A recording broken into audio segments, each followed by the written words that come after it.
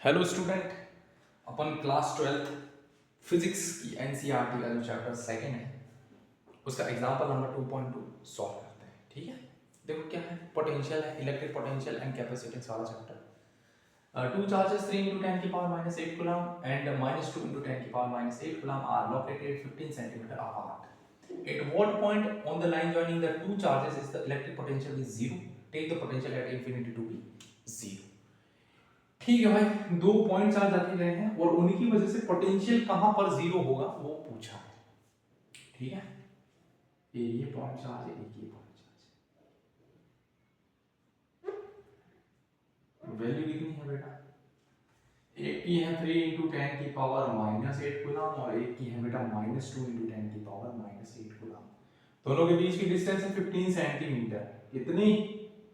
15 centimetre. कितनी है बेटा? 15 सेंटीमीटर। ठीक है, ओके, ठीक है। पूछा पोटेंशियल कहां पर जीरो होगा।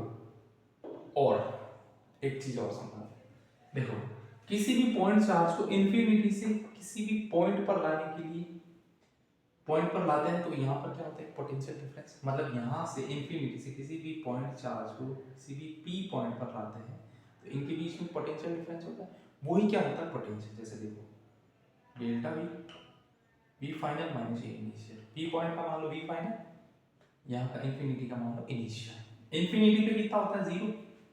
तो डेल्टा वी ही क्या है बेटा? V final. पोटेंशियल डिफरेंस ही क्या होता है? पोटेंशियल। जब इन्फिनिटी से अपन किसी भी पॉइंट चार्ज को किसी भी पी पॉइंट पर लाते हैं। ठीक है, तो मान लो अब जो पोटेंशियल जीरो होगा वो जो छोटा चार्ज होता है उसके एकदम नजदीक में होता है और बड़े चार्ज से उतना ही दूर होता है। ये इलेक्ट्रिक पोटेंशियल हो, इलेक्ट्रिक फील्ड हो या इलेक्ट्रोस्टैटिक फोर्स हो, तीनों के लिए ये चीज एप्लीकेबल होती है कि जो पोटेंशियल हो, इलेक्ट्रिक फील्ड हो, इलेक्ट्रोस्टैटिक फोर्स, जीरो कहाँ होता है? जो छोटा चार्ज होता है उसके पास में होता है। ठीक है, तो मान लो यहाँ से कौन सा पॉइंट है, वहां पर क्या है? Potential zero.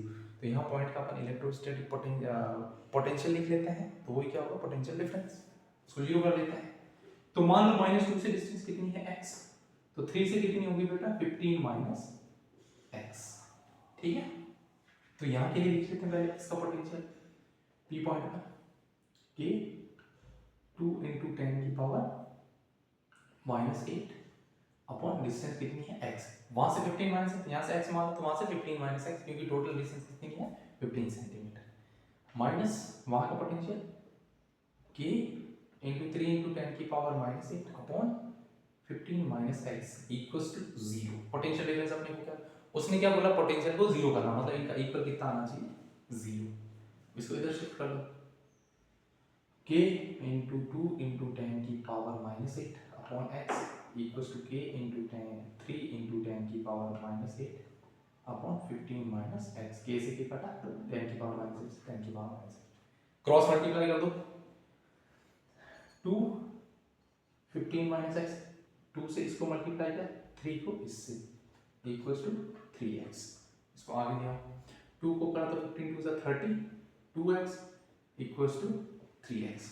2x को शिफ्ट कर दो इस साइड, तो 13 इज इक्वल्स टू 3x और 2x कितना हो गया बेटा? 5x। तो x is equals to 30 upon 5 मतलब कि 6 सेंटीमीटर।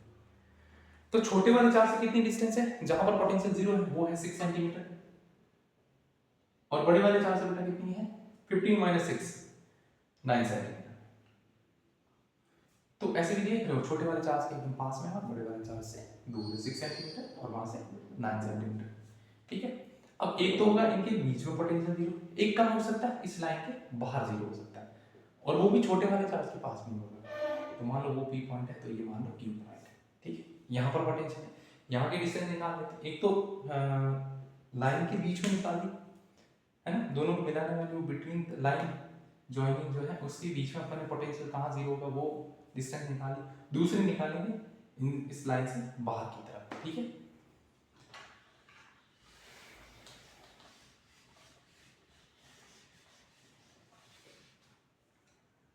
ठीक है, क्यू पॉइंट पर निकालते हैं।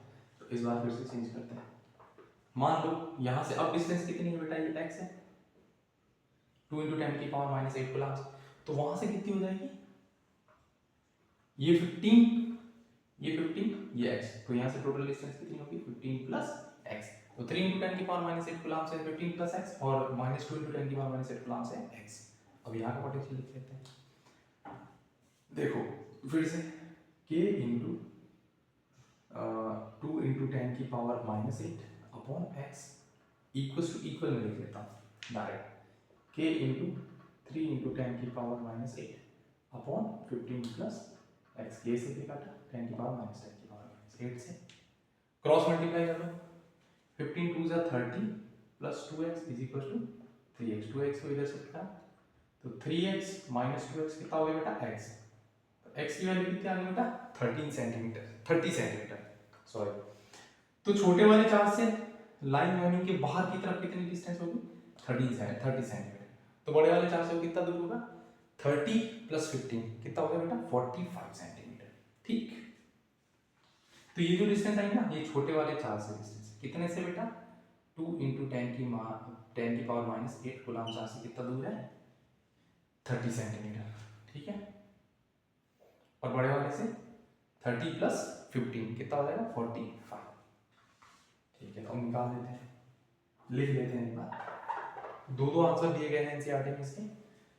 तो बिटवीन द लाइन कितना होगा, इससे डिस्टेंस होगी बेटा 9 सेंटीमीटर और इस लाइन के बाहर कितना होगा 45 सेंटीमीटर। ये बिटवीन द लाइन, ये एक्सट्रीम